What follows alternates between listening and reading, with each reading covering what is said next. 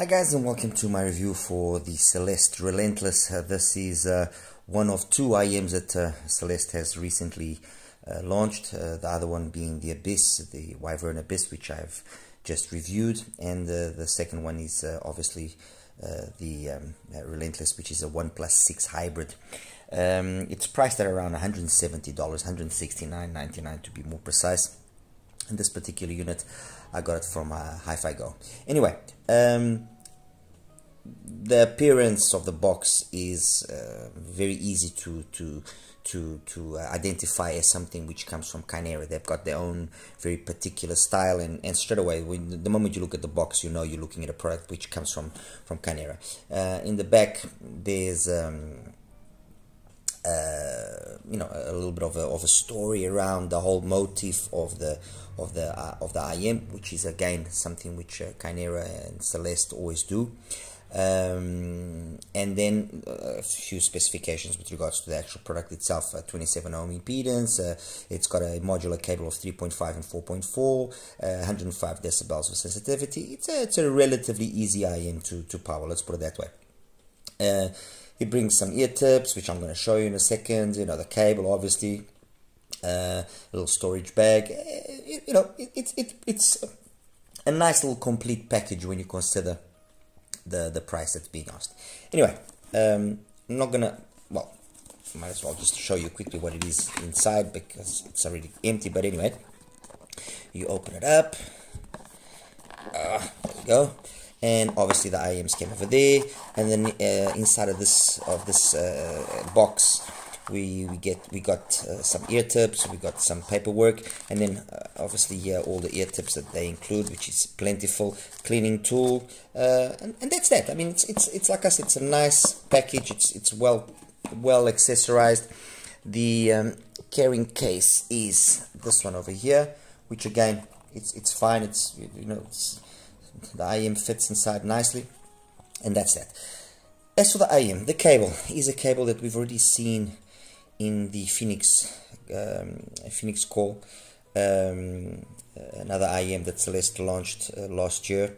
That one a tribrid, actually, 1+2+2, two planars, two BAs, and a single DD.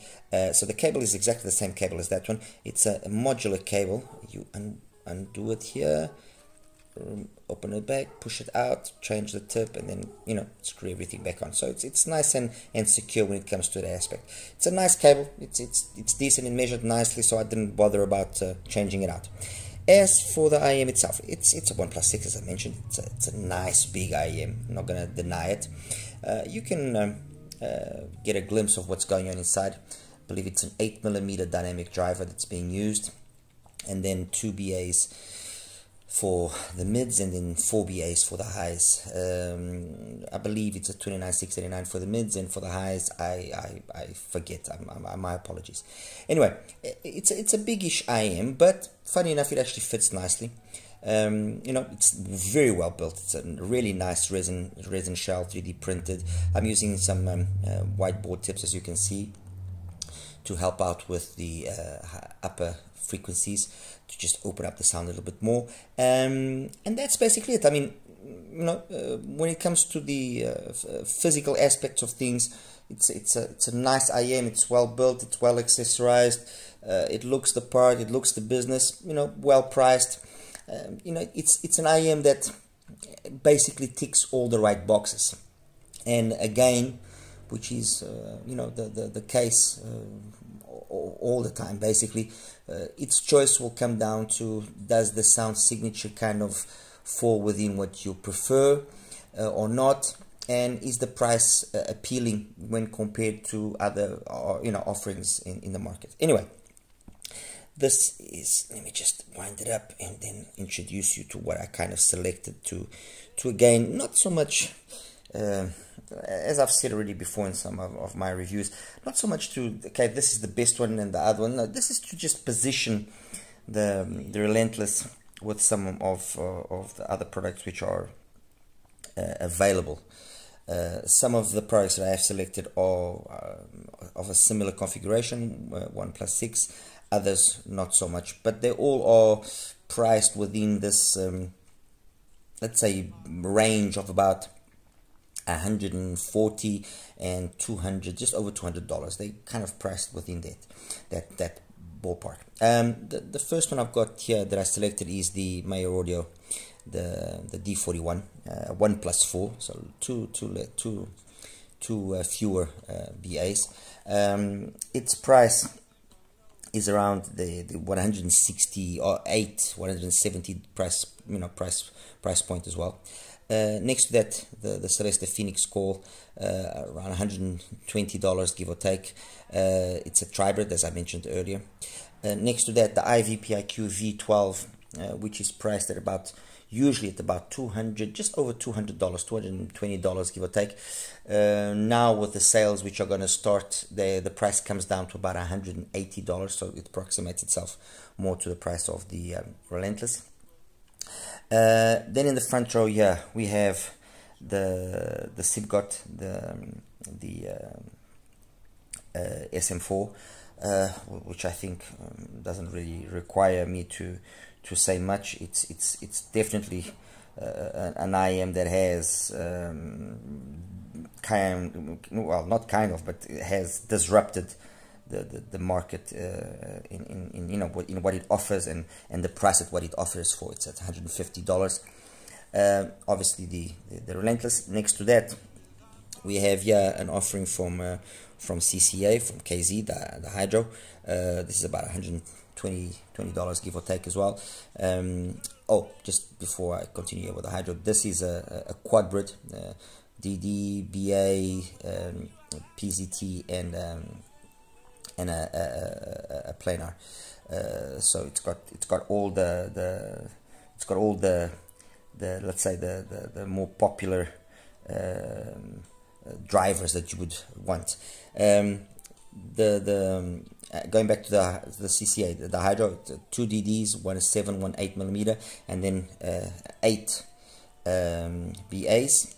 And then finally I've got something here which is a little bit of an outlier, but I've put it here because when I was listening to the Relentless, I got some vibes of the sound of the AudioSense DT600. This has been a favorite of mine. It's an IM that I've had for quite some time now, and it's always one of those IMs that when you listen to it, you kind of understand why it's so good.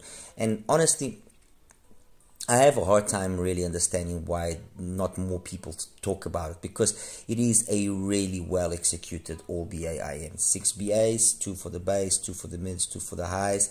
It requires, for you to get the best performance out of it, it requires that you use the impedance adapter, which it brings, which is an 80 ohm impedance adapter. You can get away with the 50 ohm as well.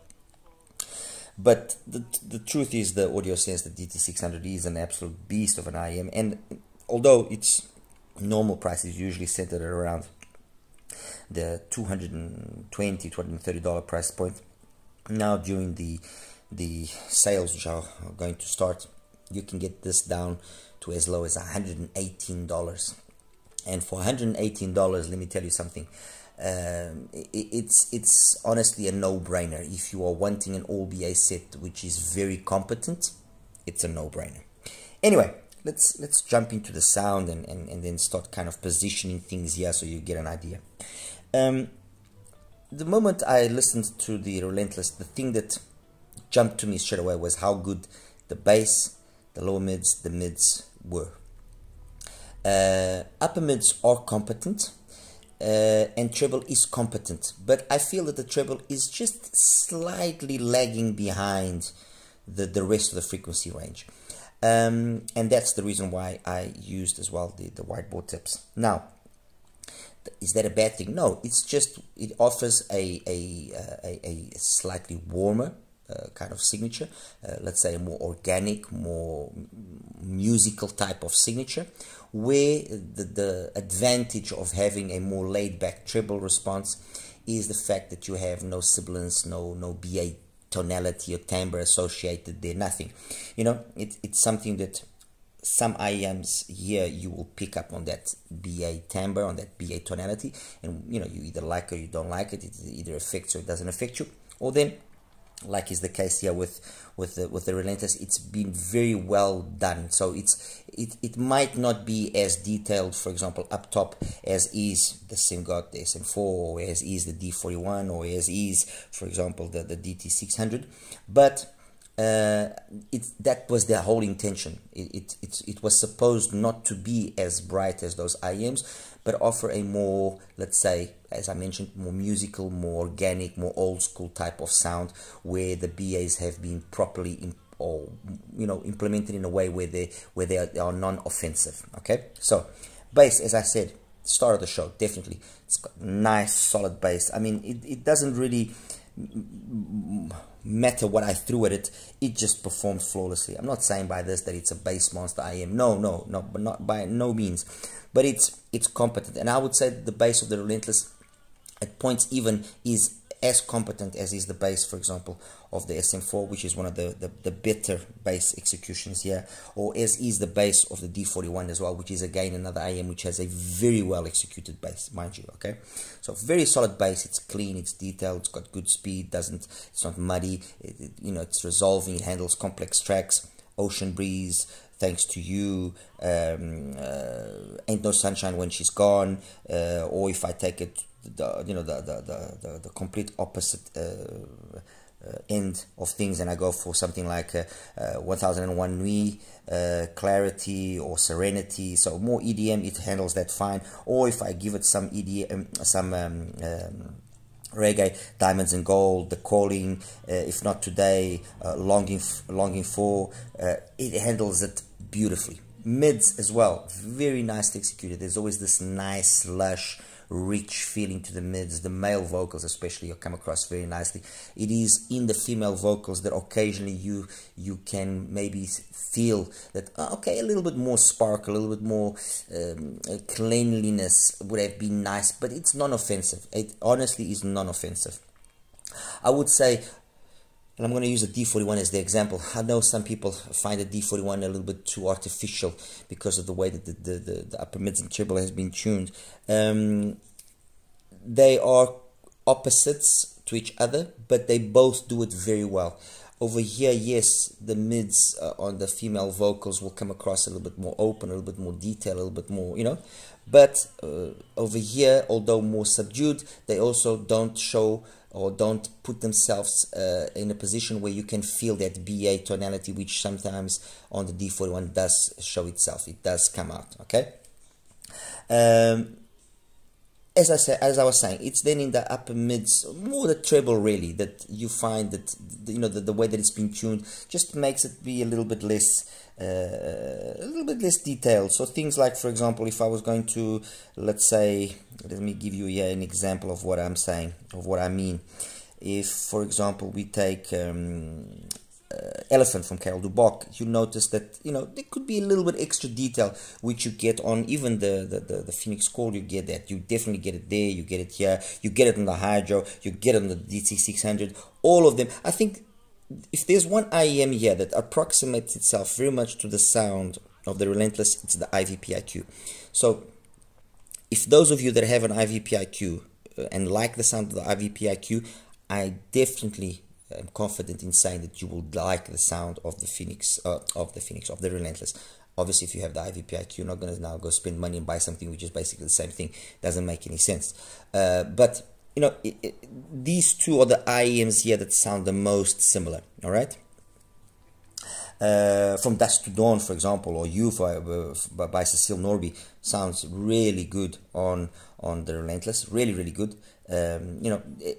It's just a very musical IM where the technicalities and its technical capabilities have been given a slightly more laid back role. I mean, talking about technicalities, yes, the timbre and the tonality are very well executed, very much to my liking. But for example, in the soundstage, I would have liked just a little bit more of air. But once again, as I said already before, I understand that they've done that on purpose. So, if you listen to this, and again, you take the D41 as the example, or you take the Phoenix Call, the sound stage on those two is substantially larger. There's more air, there's more space, there's more amplitude to the way things come across. female vocals there on the Phoenix Call, for example, are superior than they are on the Relentless. But again, the whole premise of the design, the whole idea of the tuning, in my opinion, obviously, was totally different. The Phoenix Call, it's got a sound which is very much along the lines of like that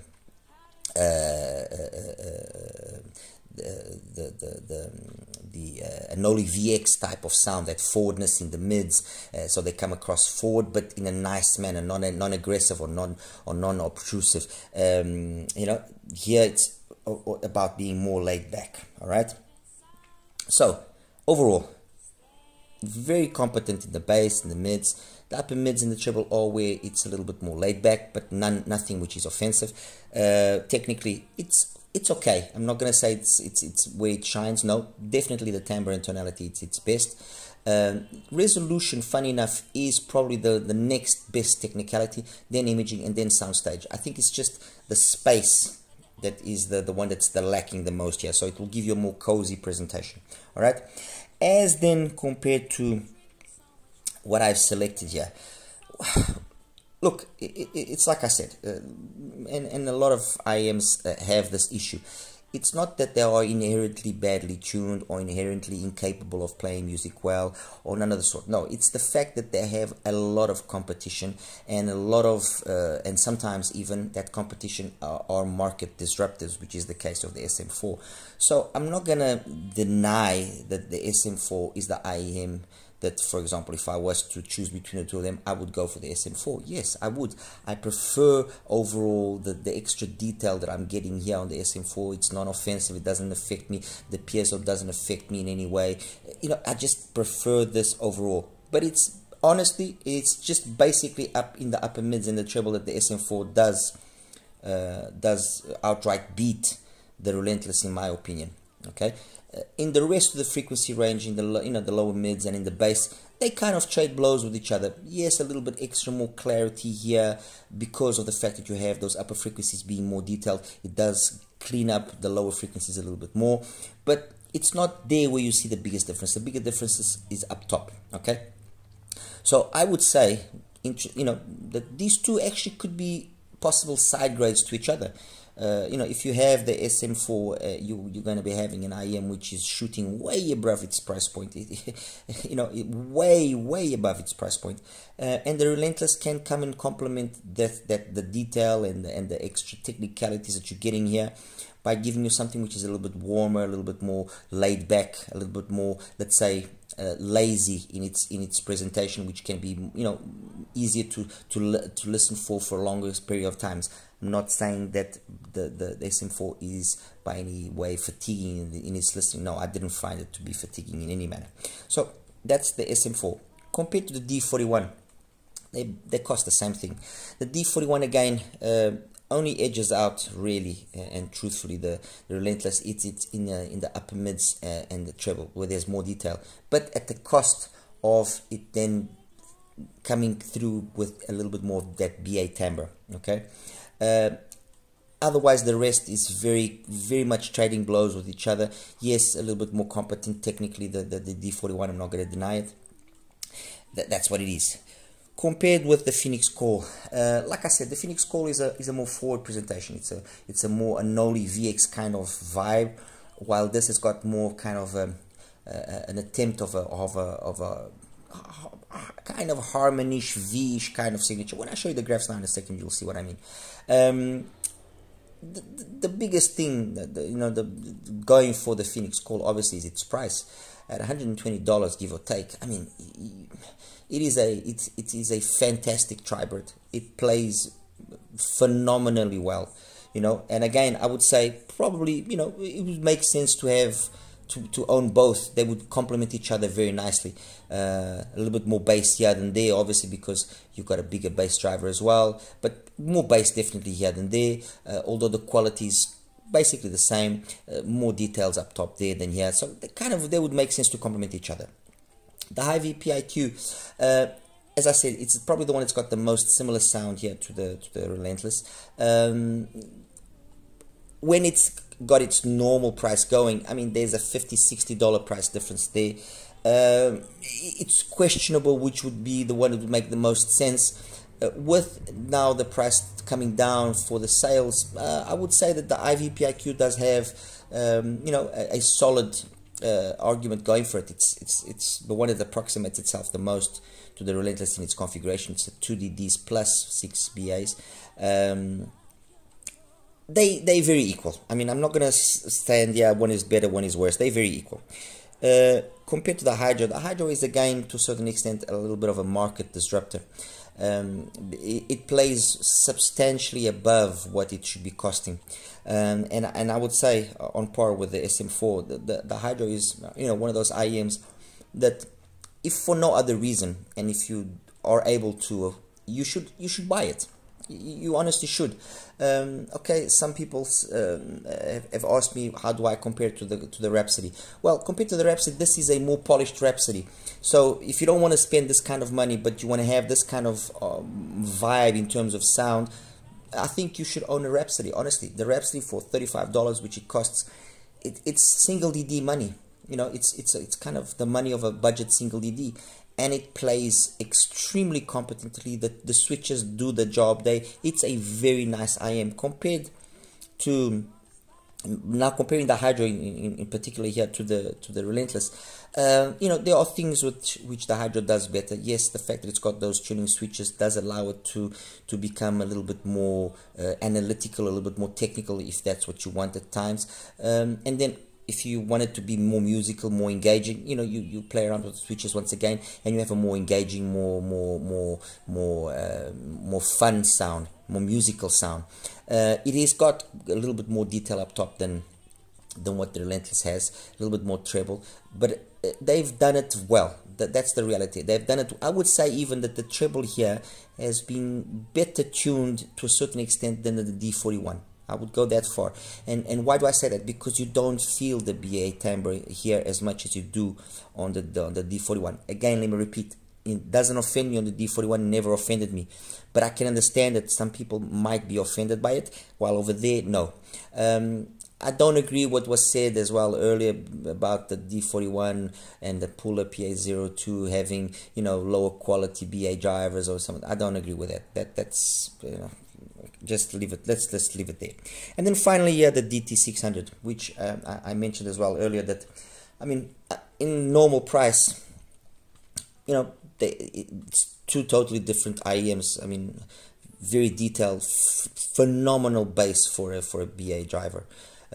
You know, phenomenal bass, very well executed mids, loads of detail in the treble, a little bit of a BA timbre here and there, a little bit of, I wouldn't say even harshness, a little bit of extra energy which is unnecessary, which kind of conveys a sound which is a little bit colored at times, but it's well done. Now, with the price that you can get it for during the upcoming sales, I mean, $118, it's a difficult one to pass. I'll be honest with you, it's a difficult one to pass, because it is, like I said, one of the better IEMs out there. You know, it's actually, I should have named this one the forgotten ones, and that one there should have been the star of this review, because it is an IEM that it's been around for a while now, since 2021, I believe, and on par with its brother, the T800, and even the DT300 as well, and the DT200 as well. Actually, when I come to think of it, that era of BA IEMs from AudioSense, they all were very good. They all were genuinely very good. But the DT600 kind of was the one that was the most pleasing, that ticked the most right boxes, and it's just been forgotten. Now people talk about the QE ears, they talk about this particular they talk about the bravery, they talk about that particular IEM in OBA set, that particular OBA set, and they forget that there's something that's been around for a long time that's very competent, and it goes by the name of the DT600. All right, guys, I think that's basically it. You know, the Relentless is a very well built IEM. It's well accessorized. It's another option in terms of tuning that CELEST is offering at a budget price, if you want to call $170 budget. But it's been well done. That's the reality. It's been well done. It's been well executed.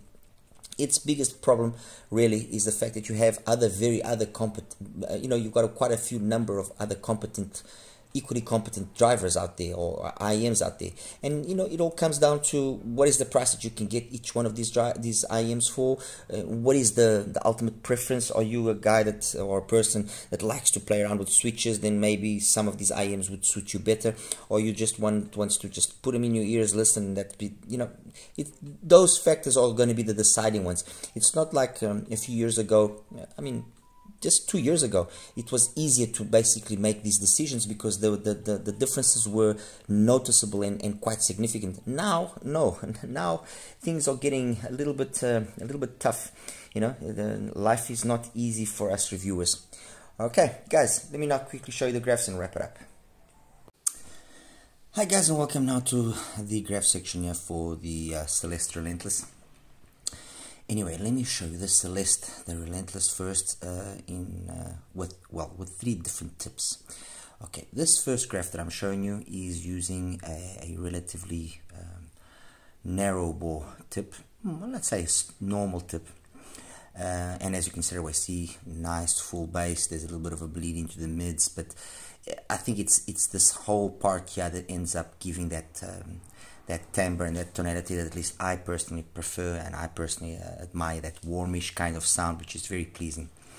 In terms of the pinna gain, we're talking about a pinna gain of roughly what we're talking 75, about 10 dBs of pinna gain.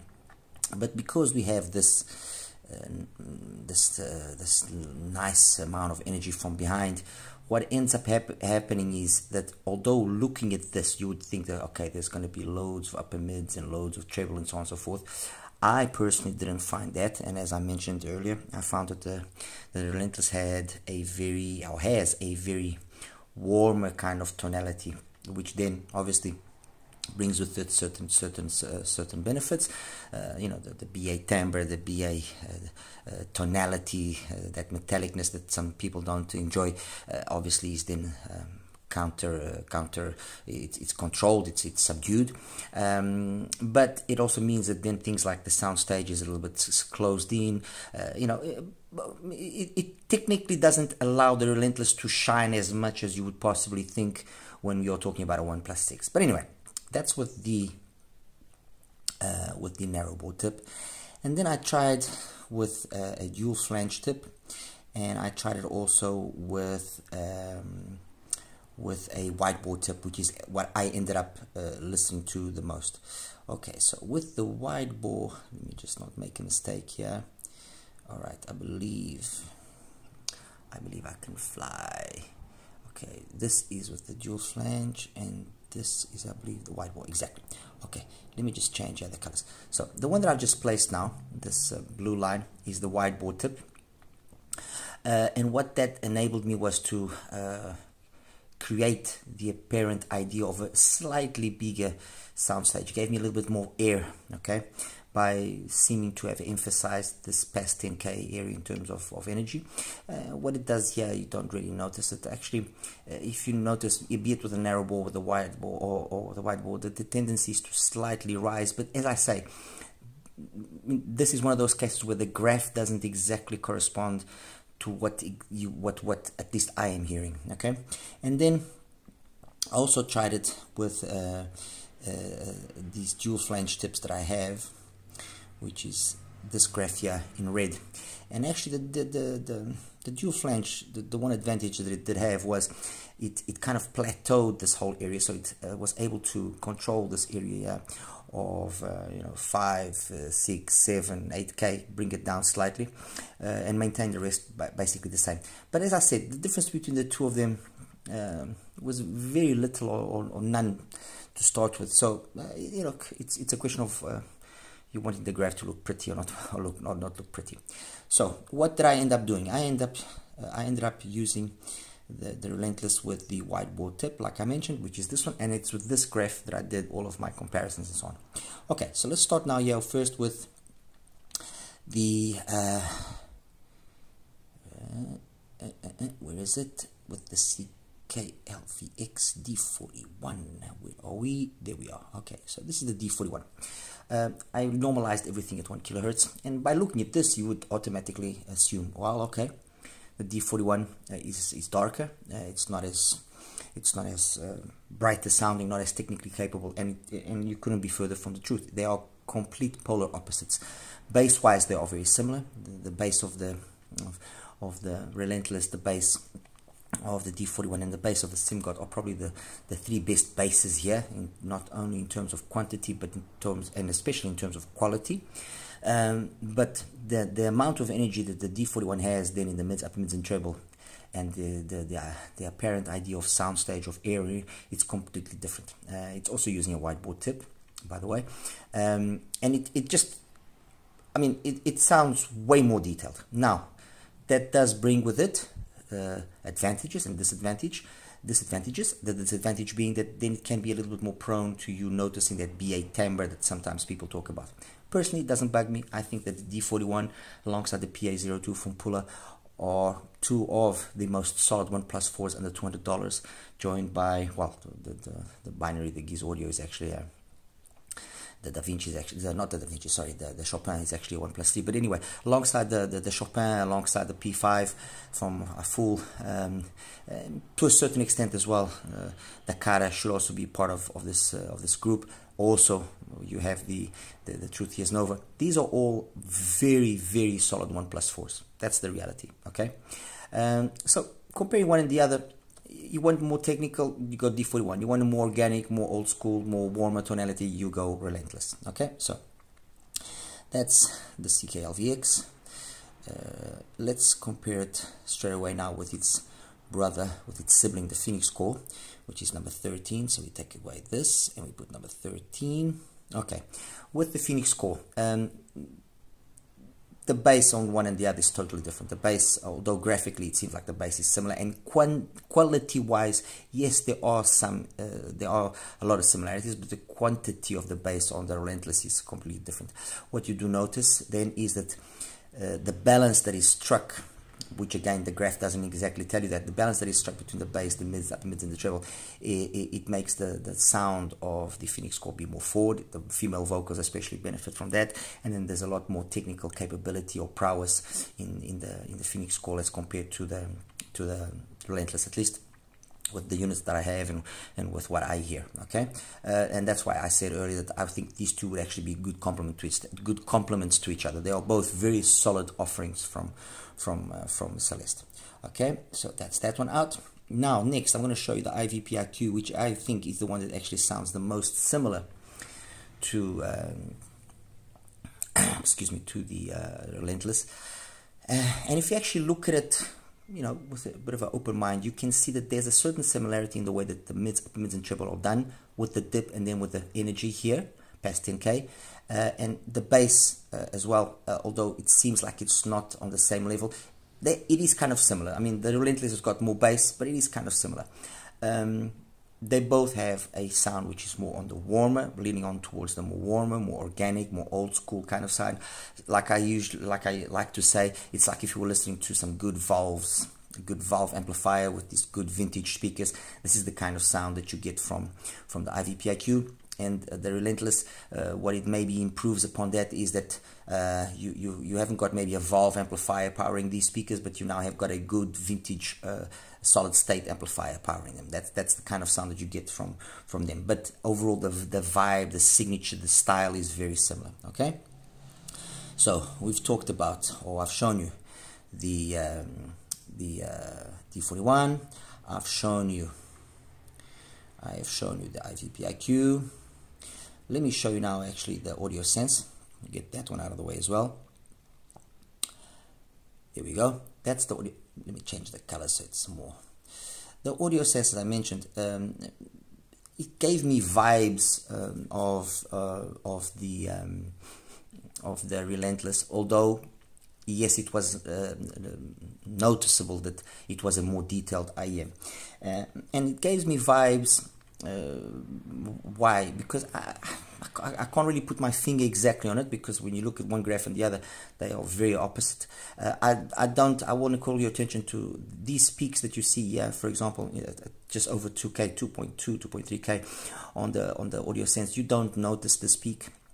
There's a lot more energy up top past 10K than what you would again think by the graph. The area here where the AudioSense and what the graph shows and what it is, it's kind of correct, is yes, there is a little bit of a thinness in the mid bass, but the overall sound has, they've got this kind of vibe with each other going. And I would say that these two are very good complements to each other. Very, very good compliments to each other. And coupled to the fact that you know, during the sales, the AudioSense is going to be coming down in price quite significantly, it might be an opportunity to pick up a very solid BA, all BA IM that has been very much forgotten. That's the reality. Okay, so AudioSense done. We are missing the HIFIGO and we are missing the SIM card. Let me show you the HIFIGO now straight away. Get that one out of the way as well. The HIFIGO number 16. Okay, let's change the color, make it red so it can stand out a bit more and you can see what's going on. Okay, graphically, as you can see, the HIFIGO and the Relentless, they again, they kind of look very similar. You know, they graph the same style or anything, but no, the HIFIGO, I think the way the HIFIGO separates itself, or not really separates itself, but makes itself noticeably different to the Relentless, is the fact that because it's got the switches, you can control the amount of bass that you have, and that how that energy then feeds into the mids, upper mids and treble, and then make this area of the mids, upper mids and treble then shine. And it's a way more detailed IEM than it is the Relentless. That's the reality. Even in this setting, which is a setting that I like, which is the 1100 setting, which has got a little bit more bass to it, it's a more detailed IM. Again, I think it's one of those IMs which I believe is a good complement, and alongside the SM4 from SIMGOT, it's an IM that has caused some commotion, because it is a well-tuned IM, it is a well-done IM, and like I've said quite a few times, if instead of saying CCA HIFIGO, it said anything else, any other brand, I mean, you name it, Dongle, Let's Sure, Moondrop. If it, maybe not Moondrop, because Moondrop has also been having its issue. But if it had another name associated with it, I am very positive that it would be getting a hell of a lot more attention on what it is getting. Okay. And as I've also mentioned earlier in the review, if you cannot go this far and reach the $119 or something that it costs, if you want something similar, get the Rhapsody, because the Rhapsody and this, they are kind of on the same page. Or then just wait until the HIFIGO drops in price and maybe get it. But as compared with the Relentless, good complements to each other. So you have the HIFIGO being a complement, making a good side grade to the Relentless. You have the AudioSense as well being the same thing. The IVipQ, it's probably the one that's got the most similar sound to this. The Phoenix Call, again, a complement, you know, a side grade. And then finally the SIMGOT, the SM4, which, you know, currently I believe, this is my opinion, I believe it's probably one of the most solid IEMs that you can buy. I would even go as far as saying at any price range, because for the $150, and even it's going to be slightly cheaper now during the sales that it costs, the level of performance that you're getting is absolutely phenomenal. The bass is tremendous. It's clean, detailed, deep. It rumbles. It's got impact. And then, you know, oh, we got a piezo, and the piezos are going to murder you. Honestly, in my case, maybe again because I'm going deaf, I've said it quite a few times, I didn't notice that. What I did notice was a nice, clean, detailed, super articulate sound, loads of detail, loads of fun and engagement, very versatile in terms of its genres, and it's just an overall very, very solid IM, and, you know, costing the same as the Relentless. If I was given the choice of only having to live with one, personally I would go with the SIMGOT, although the reality and the truth is that the Relentless is a solid IM. It's as simple as that. I cannot stand here and say no, the Relentless isn't a good IM, because I'd be lying. The Relentless is a good IM. I just believe that the Relentless maybe suffers from an issue that many other IMs at different price points suffer, which is competition is extremely tough. And although solid, the Relentless lacks something that truly makes it unique. Yes, and I mentioned it in the review, the bass in the Relentless is phenomenal. It is. And I guess the bass and the mids could be the things that make it stand out.